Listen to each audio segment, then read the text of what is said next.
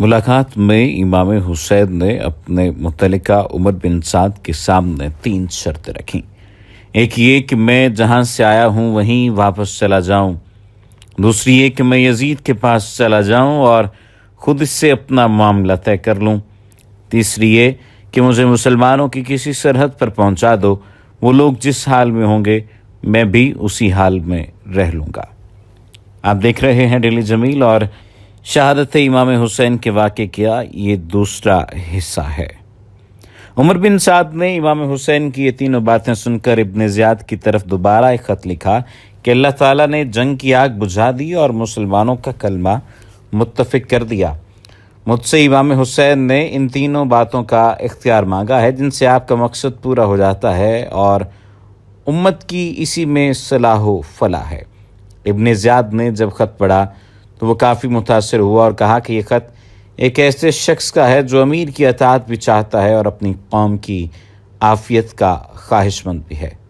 हमने इस ख़त को कबूल कर लिया है। लेकिन शिमर ज़िलजोशन जो इब्न ज़ियाद के पास ही एक तरफ बैठा हुआ था कहने लगा कि क्या आप इमाम हुसैन को मोहलत देना चाहते हैं ताकि वो क़ुव्वत हासिल करके दोबारा तुम्हारे मुकाबले के लिए निकल खड़े हों? याद रखें, अगर आज वो तुम्हारे हाथ से निकल गए तो फिर कभी तुम उन पर काबू ना पा सकोगे। मुझे इस ख़त में उमर बिन साद की साजिश मालूम होती है, क्योंकि मैंने सुना है कि वो रातों को आपस में बातें किया करते हैं। इब्न ज़ियाद ने शिमर की राय को कबूल करते हुए उमर बिन साद की तरफ इसी मजमून का एक ख़त लिखा और उसे शिमर के हाथ रवाना किया और उसे हिदायत की कि अगर उमर बिन साद मेरे इस हुक्म की फौरी तामील ना करे तो उसे कत्ल कर देना और इसकी जगह का लश्कर और इसका अमीर खुद बन जाना। शिमर जब इब्न ज़ियाद का ख़त लेकर उमर बिन साद के पास पहुंचा तो वो समझ गए कि शिमर के मशवरे से ये सूरत अमल वजूद में आई है और मेरा मशवरा रद्द कर दिया गया है। इसलिए उमर बिन साद ने शिमर से कहा, तूने बड़ा जुल्म किया है कि मुसलमानों का कलमा मुत्तफ़िक हो रहा था और तूने इसको ख़त्म करके कत्लो कताल का बाज़ार गर्म कर दिया। बिलाखिर इमाम हुसैन को ये पैगाम पहुंचाया गया तो आपने इसके कबूल करने से साफ इनकार कर दिया और फरमाया कि इस ज़िल्लत से तो मौत ही बेहतर है। शिमर ज़िलजोशन मुहर्रम की 9वीं तारीख को इस महाज पर पहुंचा था। इमाम हुसैन उस वक्त अपने खैमे के सामने बैठे हुए थे कि उसी हालत में आप पर कुछ गनूदगी सी तारी हो गई और आंख लग गई, लेकिन फिर अचानक ही एक आवाज़ के साथ आप बेदार हो गए। आपकी हमशीरा ने जब ये आवाज़ सुनी तो दौड़ती हुई आई और पूछा कि ये आवाज़ कैसी थी? आपने फरमाया, अभी अभी ख्वाब में मुझे रसूलुल्लाह सल्लल्लाहु अलैहि वसल्लम की ज़ियारत हुई। आप फरमा रहे थे अब तुम हमारे पास आने वाले हो। हज़रत ज़ैनब ये सुनकर रो पड़ी, लेकिन इमाम हुसैन ने उन्हें चुप कराया और तसल्ली दी। इतने में शिमर का लश्कर आ गया और आपके भाई हज़रत अब्बास आगे बढ़े और अपने मद्दे मुक़ाबिल हरीफ से गुफ्तगू शुरू की, लेकिन उसने बिला मोहलत क़िताल का ऐलान कर दिया। हज़रत अब्बास ने जब जंग का ऐलान सुना तो उन्होंने जाकर इमाम हुसैन को इसकी इत्तिला दे दी। इमाम हुसैन ने फरमाया कि इनसे कहो कि आज की रात क़िताल मुलतवी कर दें ताकि आज की रात मैं वसीयत और नमाज व दुआ और इस्तिग़फ़ार में गुजार लूँ। हज़रत अब्बास ने इमाम हुसैन का पैगाम जाकर शिमर तक पहुँचा दिया। शिमर ज़िलजोशन और उमर बिन साद ने लोगों से मशवरा किया और आपको इस रात इबादत करने के लिए मोहलत दे दी और वापस चल दिए। इमाम हुसैन ने रात को अपने अहले बैत और असहाब को जमा करके खुतबा दिया जिसका लुब्ब लुबाब ये था कि मैं अल्लाह ताला का शुक्र अदा करता हूँ, राहत में भी और मुसीबत में भी। अल्लाह मैं तेरा शुक्र अदा करता हूँ कि तूने हमें शराफत नबूवत से नवाजा, हमें कान और आँखें और दिल दिए जिनसे हम आपकी आयत समझें और हमें आपने कुरान पाक सिखाया और दीन की समझ अता फरमाई। हमें आप अपने शुक्र गुजार बंदों में दाखिल फरमा लीजिए। उसके बाद इरशाद फरमाया, मेरे इल्म में आज तक किसी शख्स के साथ ऐसे वफाशुआर और नेकुकार नहीं हैं जैसे मेरे साथी हैं, और ना ही किसी के अहले बैत मेरे अहले बैत से ज़्यादा साबित कदम नज़र आते हैं। आप लोगों को अल्लाह ताला मेरी तरफ से बहुत बहुत जज़ाए खैर अता फरमाए। मैं समझता हूँ कि कल हमारा आखिरी दिन है।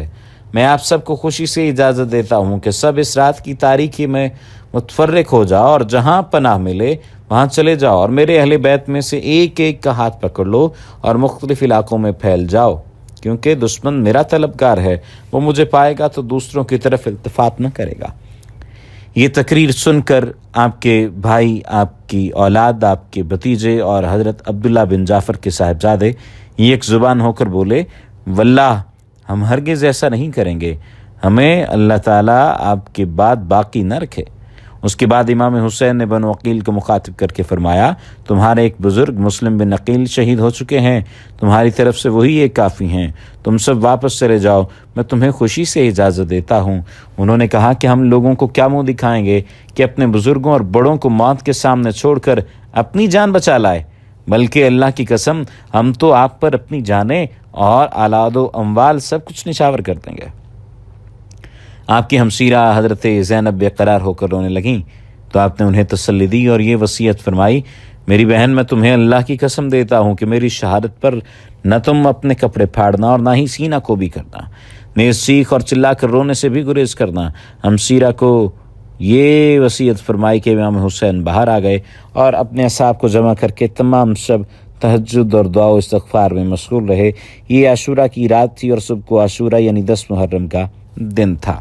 یہ تمام تر باتیں تاریخ یعقوبی و ابن جریر میں درج ہیں۔ 10ویں محرم جمعے یا ہفتے کے دن فجر کی نماز سے فارغ ہوتے ہی عمر بن سعد لشکر لے کر امام حسین کے سامنے آ گیا۔ اس وقت امام حسین کے ساتھ کل 72 اصحاب تھے، جن میں سے 32 گھڑ سوار اور 40 پیادہ پا تھے۔ چنانچہ آپ نے بھی اس کے مقابلے کے لیے اپنے اصحاب کی صف بندی فرما لی۔ عمر بن سعد نے اپنے لشکر کو 4 حصوں میں تقسیم کر کے ہر ایک حصے کا ایک امیر بنا لیا تھا۔ ان میں سے ایک حصے کا امیر حر بن یزید تھا، جو سب سے پہلے 1000 کا لشکر لے کر امام حسین کے مقابلے کے لیے بھیجا گیا تھا اور امام حسین کے ساتھ ساتھ چل رہا تھا۔ اس کے دل میں اہل بیت اطہار کی محبت کا جذبہ بیدار ہو چکا تھا۔ وہ اس وقت اپنی سابقہ کارروائی پر نادم ہو کر امام حسین کے قریب ہوتے ہوتے یک بارگی گھوڑا دوڑا کر امام حسین کے لشکر میں ملا اور عرض کیا کہ میری ابتدائی غفلت اور آپ کو واپسی کے لیے راستہ نہ دینے کا نتیجہ اس صورت میں ہوا جو ہم دیکھ رہے ہیں۔ واللہ مجھے یہ اندازہ نہ تھا کہ یہ لوگ آپ کے خلاف اس حد تک پہنچ جائیں گے اور آپ کی کوئی بات نہ مانیں گے۔ اگر میں یہ جانتا تو ہرگز آپ کا راستہ نہ روکتا۔ اب میں آپ کے پاس توبہ طائب ہو کر آیا ہوں، اس لیے اب میری توبہ اور سزا یہی ہے کہ میں بھی آپ کے ساتھ قتال کرتا ہوا جان دے دوں۔ چنانچہ بالآخر ایسا ہی ہوا۔ اس کے بعد امام حسین نے رؤسا کوفہ کا نام لے کر پکارا، اے شیس بن ربیع، اے حجاز بن ابحر، اے قیس بن اشعث، اے زید بن حارث، کیا تم لوگوں نے کوفہ بلانے کے لیے مجھے خطوط نہیں لکھے تھے؟ لیکن یہ سب لوگ مکر گئے۔ امام حسین نے فرمایا، میرے پاس تمہارے تمام خطوط موجود ہیں۔ اس کے بعد فرمایا، اے لوگو، اگر تم میرا آنا پسند نہیں کرتے تو مجھے چھوڑ دو، میں ایسی زمین میں چلا جاؤں جہاں مجھے امن ملے۔ قیس بن اشعث نے کہا کہ آپ اپنے چچا زاد بھائی ابن زیاد کے حکم پر کیوں نہیں اتر آتے؟ وہ پھر آپ کا بھائی ہے، آپ کے ساتھ برا سلوک نہیں کرے گا۔ لیکن امام حسین نے فرمایا کہ مسلم بن عقیل کے قتل کے بعد بھی اگر تمہاری رائے یہ ہے تو اللہ کی قسم میں کبھی بھی اس کو قبول نہ کروں گا۔ یہ فرما کر آپ گھوڑے سے نیچے اتر آئے۔ اس کے بعد حضرت زہیر بن القیس نے کھڑے ہو کر اور ان لوگوں کو نصیحت کی کہ تم آل رسول کے خون سے باز آ جاؤ، اور اگر تم اس سے باز نہ آئے تو خوب سمجھ لو کہ تم کو ابن زیاد سے کوئی فلاح نہ پہنچے گی، بلکہ بعد میں وہ تم پر بھی قتل و غارت کرے گا۔ ان لوگوں نے زہیر بن القین کو خوب برا بھلا کہا اور ابن زیاد کی خوب تعریف کی اور کہا، ہم تم سب کو قتل کر کے ابن زیاد کے بھیجیں گے۔ اس کے بعد لڑائی کا آغاز ہوتا ہے۔ جب گفتگو طویل ہونے لگی تو شمر ذوالجوشن نے اپنا پہلا تیر ان پر چلا دیا۔ اس کے بعد حر بن یزید جو توبہ طائب ہو کر امام حسین علیہ السلام کے لشکر میں شامل ہو گئے تھے، آگے بڑھے اور لوگوں کو مخاطب کر کے کہا، اہل کوفہ، تم ہلاک و برباد ہو جاؤ۔ کیا تم نے اس کو اس لیے بلایا تھا کہ جب یہ آ جائیں تو تم ان کو قتل کر دو؟ تم نے تو کہا تھا ہم اپنا تن من دھن سبھی کچھ ان پر قربان کر دیں گے، اور اب تم ہی ان کے قتل کے در پہ ہو گئے ہو۔ ان کو تم نے قیدیوں کے مثل بنا رکھا ہے اور دریائے فرات کا جاری پانی ان پر بند کر دیا ہے، جسے یہودی، نصرانی اور مجوسی سبھی پیتے ہیں، اور علاقے کے خنزیر اس میں لوٹتے ہیں۔ امام حسین اور ان کے اہل بیت پیاس سے مرے جا رہے ہیں۔ اگر تم نے اپنی حرکت سے توبہ نہ کی اور اس سے باز نہ آئے تو یاد رکھنا، کل قیامت کے دن میدان حشر میں اللہ تعالیٰ تمہارا پانی بند کر دے گا۔ پھر اس کے بعد لشکر حسین کی شہادت، شجاعت و بہادری کے واقعات پیش آتے ہیں۔ اور بن یزید پر بھی تیر پھینکے گئے، وہ واپس آ گئے اور امام حسین کے آگے کھڑے ہو گئے۔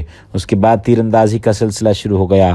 پھر گھمسان کی جنگ ہوئی، فریق مخالف کے بھی کافی آدمی مارے گئے، امام حسین کے بعض رفقا بھی شہید ہو گئے، اور بن یزید نے امام حسین کے ساتھ ہو کر شدید قتال کیا اور بہت سے دشمنوں کو قتل کیا۔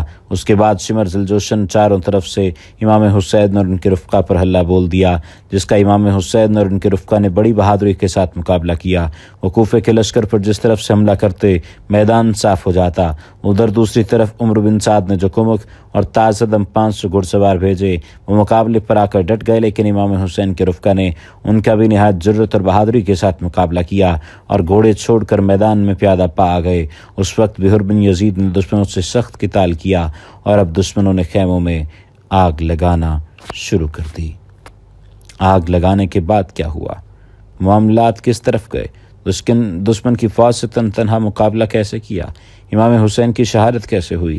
یہ آئندہ آنے والی تمام ویڈیوز میں آپ کو بتایا جائے گا، اور یہ بھی بتایا جائے گا کہ آپ کے بدن مبارک پر کتنے زخم نیزوں کے تھے اور کتنے زخم تلواروں کے تھے۔ وما علینا الا البلاغ المبین۔